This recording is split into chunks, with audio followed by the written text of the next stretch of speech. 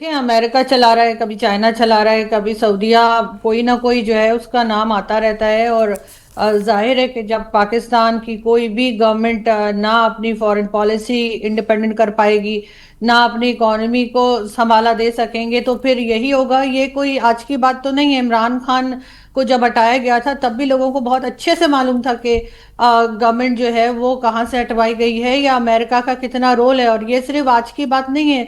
जुल्फिकार अली भुट्टो के टाइम से आप देख लीजिए।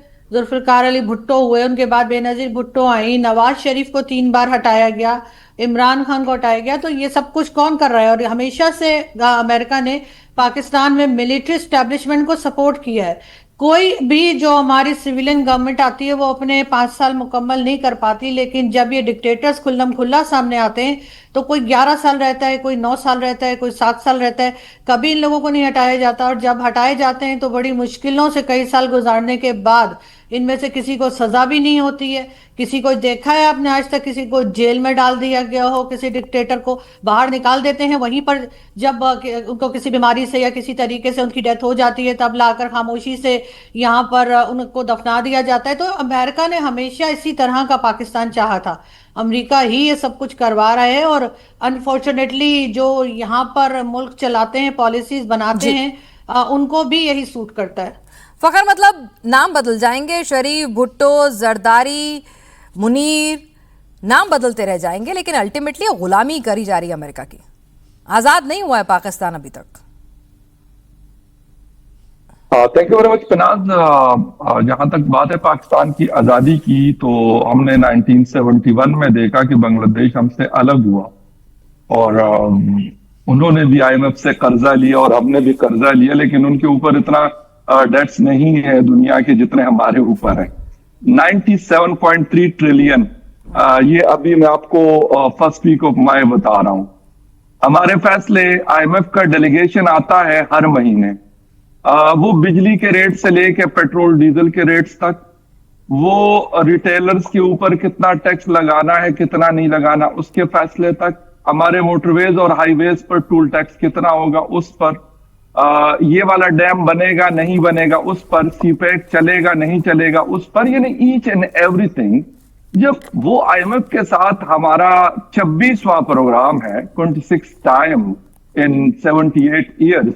अब आप सोचें इसमें अगर वो आते हैं, बजाहिर तो हमारे फाइनेंस मिनिस्टर है जो पिंडी बॉय हम कहते हैं उनको, मिस्टर औरंगजेब, उनकी मतलब पैराशूटर है और उनकी छतरी तले बैठते हैं जनाब वो नकवी की तरह। लेकिन इशू ये है कि वो ये नहीं कहते कि मैंने बजट बनाना है, ये नहीं, ठीक है, वो as a dummy finance minister और वो चीजें करेंगे जो आईएमएफ इंस्ट्रक्ट करेगा। तो जब हमारी वो चीजें, यानी वो सारी चीजें जिसकी अभी बातें इस्लामाबाद में ये हो रही है, मैं आपको बता दूं कि सिक्योरिटी के मसाइल को जोड़ा जा रहा है इकोनॉमी के साथ। और एक मेरे ख्याल इसमें कोई शक भी नहीं है कि ये इशू है। अगर आपकी इकोनॉमी स्ट्रांग नहीं है तो आप ना जहाज खरीद सकते हैं, ना आप मिसाइल बना सकते हैं, ना आप कोई और चीज कर सकते हैं। आपकी internal security, political stability and your economy, ये तीन चीजें जो हैं, ये तीन पिलर जो है आपके मुल्क को खड़ा करते हैं। अगर सिर्फ एटम बमों से सावरन हम होते तो फिर मेरे ख्याल दुनिया की बहुत सारी एग्जांपल्स हैं। यूक्रेन की एग्जांपल दी जाती है कि उन्होंने दस्तबरदारी कर दी न्यूक्लियर पावर होने से, तो वो खराब हो गया। लेकिन मैं कहता हूँ रशिया के साथ क्या हुआ, जब सोवियत यूनियन था उनके पास तो बहुत सारे न्यूक्लियर वेपन्स और सब कुछ था, तो वो क्यों टूटा?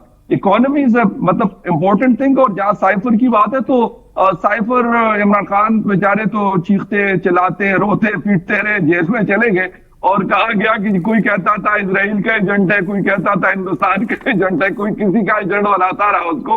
और आज वो साइफर जब आया तो उसके ऊपर फिलहाल तो खामोशी है हमारी सरकार की तरफ से। तो बिल्कुल, यानी कि पैसा जो देगा भैया वो सरकार चलाएगा, सिंपल सी बात है। पर्दे के पीछे चलाए, खुलकर चलाए, और पैसा नहीं है आपके पास, उधार की जिंदगी जी रहे हैं, तो जिससे उधार लिया है उसकी सुननी पड़ेगी।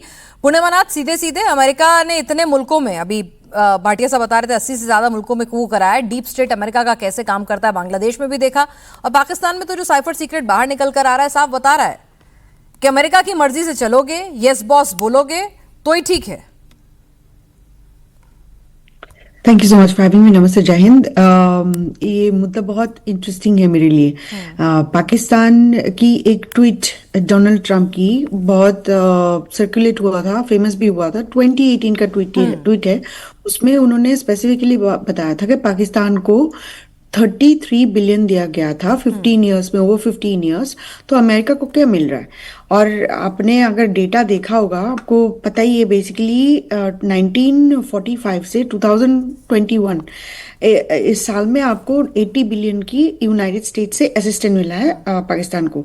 अब this is not IMF dollar, this is not world bank dollar. अब IMF की लिटरली 40 to 60 बिलियन ले लीजिए, वर्ल्ड बैंक की आप 70 बिलियन ले लीजिए, सऊदी की मेरे ख्याल से अबाउट 15 बिलियन है, UAE की 5 to 10 बिलियन है, आप चाइना की 40-60 बिलियन ले लीजिए। सो ओवरऑल देखिए आप कहाँ कहाँ से पैसा आ रहा है पाकिस्तान के ऊपर। इतने पैसा वहाँ पे जाता है, लेकिन जाता कहाँ पे है? टॉप मिलिट्री एस्टेब्लिशमेंट के पास जाती है। और अमेरिका और पाकिस्तान की दोस्ती, मैं तो फ्रेंडली वर्ड यूज कर रही हूँ, दोस्ती है ये।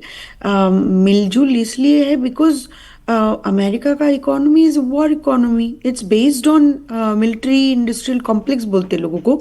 मैं तो वॉर इंडस्ट्री कॉम्प्लेक्स बोलती हूँ at the end of the day, because it's supply chain is based on that.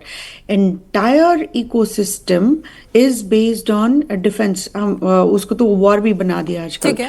तो आप देखिए, आप हमारी defence budget, war budget is 1 trillion. आप 10 कंट्री की ऐड कर लीजिए, this doesn't come to 1 trillion.